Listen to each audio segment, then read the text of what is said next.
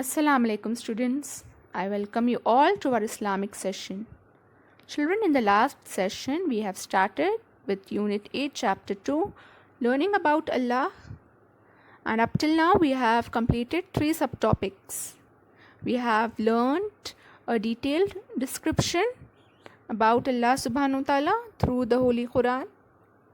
We have also learnt about his two attributes. The first one, Allah is the one who created the entire universe. The second one, Allah is the one who created mankind.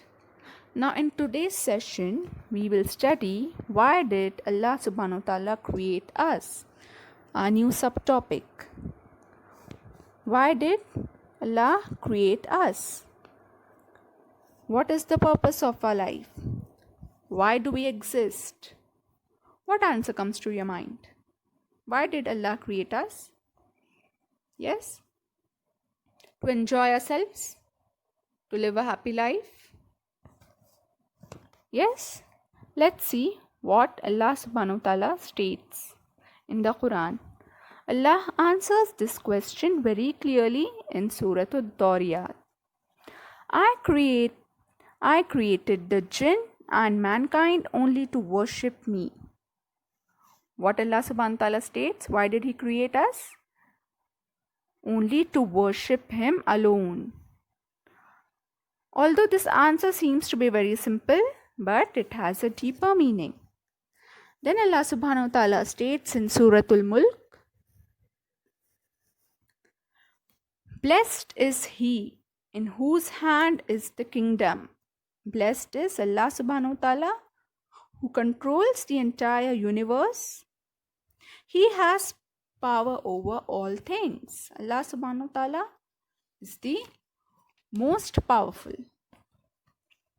Who created death and life, that he may test you, which of you is best in deeds, and he is the mighty and forgiving.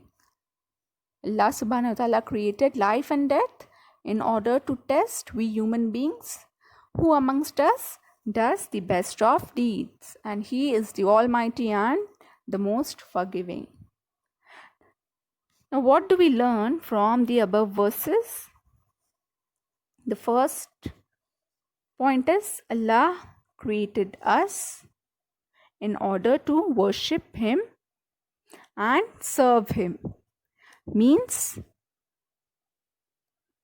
whatever Allah subhanahu wa ta'ala commands, we need to follow them.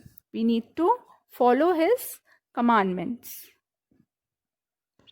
He wanted to test human beings and make them compete in doing the best deeds they can do.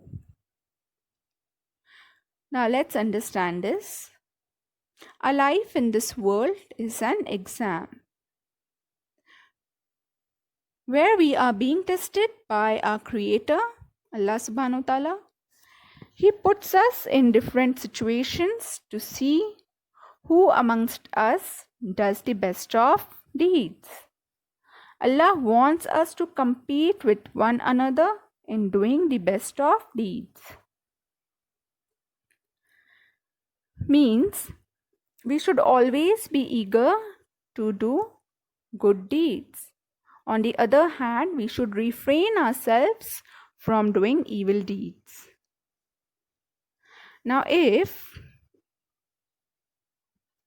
people obey Allah subhanahu wa ta'ala and do exactly what he created them for, means what he created we human beings for, to worship him, follow his commands, then they will become righteous human beings. Righteous human beings means one who is pious, one who is well behaved. Good human beings. They will serve Allah they will serve Allah subhanahu wa ta'ala and his creation sincerely and in a continuous manner. Means they will help the needy and the poor, and whatever they do in their life, it will be for the sake of Allah subhanahu wa ta'ala. Thus they will enjoy their lives together on the earth, and they will be the most deserving to go in the wonderful Jannah, the original house in the hereafter. This is exactly what Allah subhanahu wa ta'ala wants. He wants Adam and all his children to enjoy their lives in Jannah eternally. Allah subhanahu wa ta'ala wants we human beings, the entire humanity, to enjoy our lives in the hereafter in paradise forever.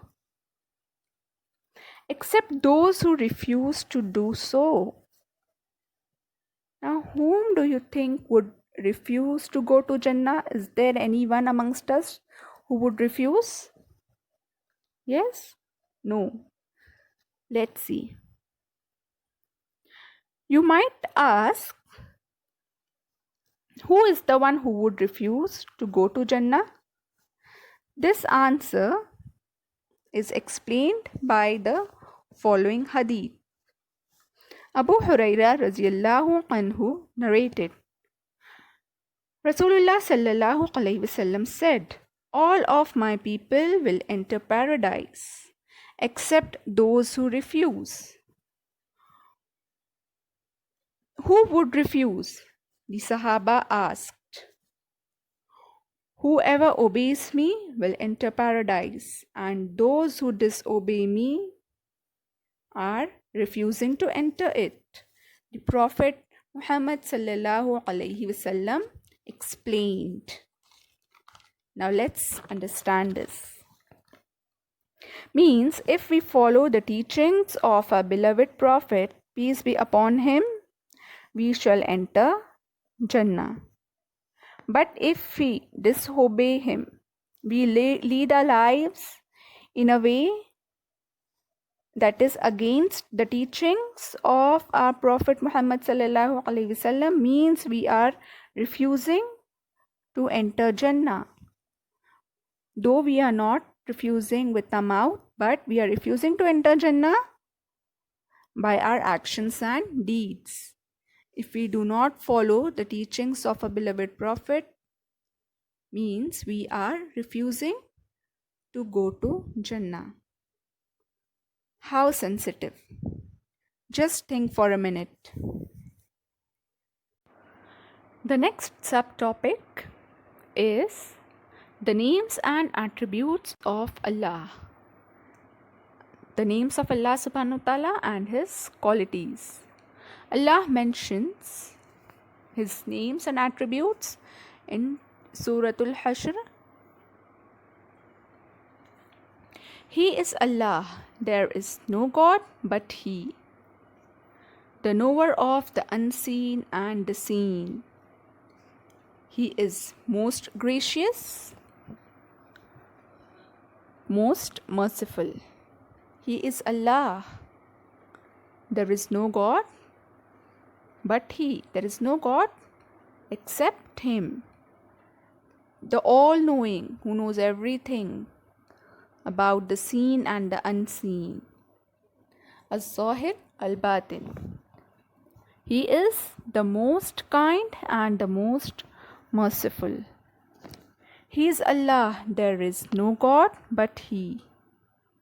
The King, the Holy, the giver of peace, the giver of faith.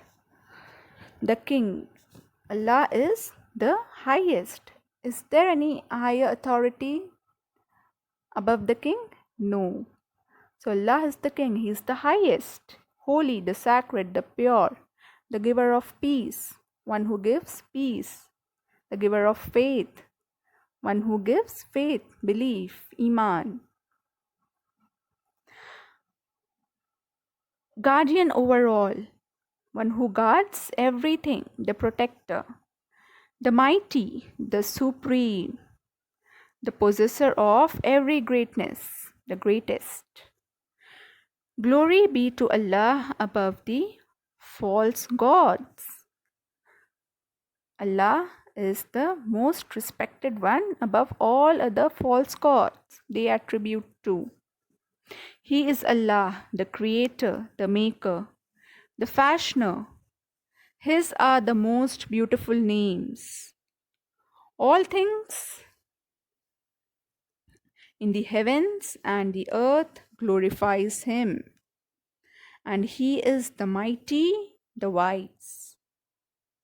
How beautifully the names and the qualities of Allah subhanahu wa ta'ala are mentioned in these verses. Now, what do these verses teach us? What lessons do we learn from them? We learn the lesson of Tawheed, which means the oneness of Allah subhanahu wa ta'ala. The following points teach us more about Tawheed. Let's see them one by one.